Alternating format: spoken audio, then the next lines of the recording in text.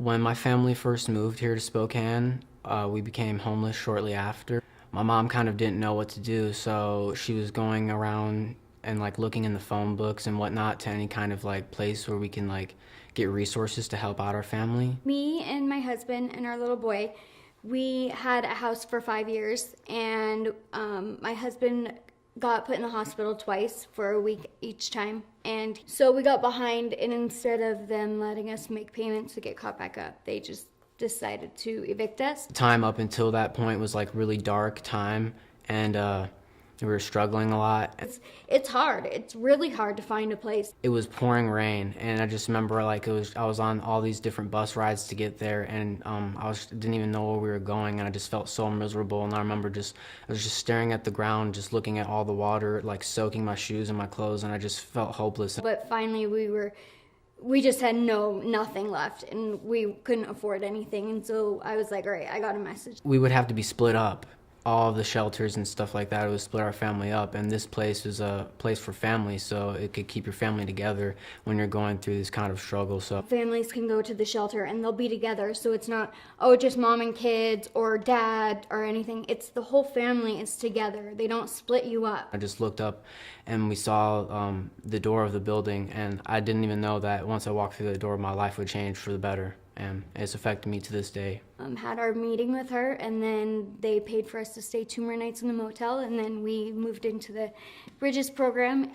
So like when we first went into the churches, being kids in the situation that we were in, we were kind of nervous and whatnot and timid to really interact with people. Like I said, no, I won't do it. I won't call. I won't go to a shelter. I won't take my family there. Like, I was so not okay with it.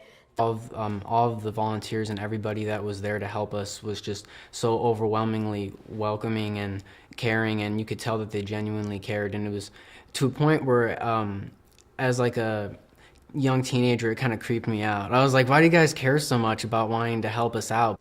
I'm so grateful we did. I met so many cool people, and Jayton met so many fun people, and they, like I said, they just helped us with anything we could have ever needed.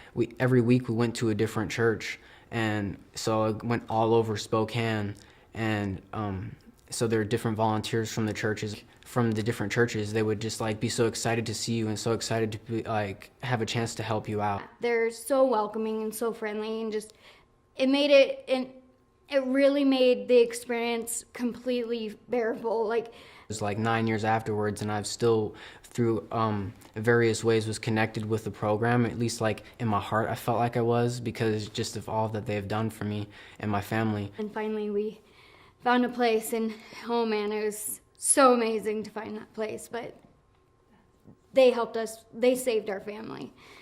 Marie Pence, she's the owner of our property. She's on the board of Family Promise, and if they wouldn't have contacted her, we probably still wouldn't be in a place by now, because it's so hard. I always thought, like, when I was in the program, I was like, oh, I can't wait till I become older and I'm going to be like a billionaire when I grow up, and then I'm just going to donate all my money to this place. And like the caseworkers, I would say that too. They're like, oh yeah, I can't wait, because we could use all the help that we can get. So, now it's just, I've got kind of a position helping out with them, and that's just the first step to me making my way to help them out. So it felt like family everywhere we were.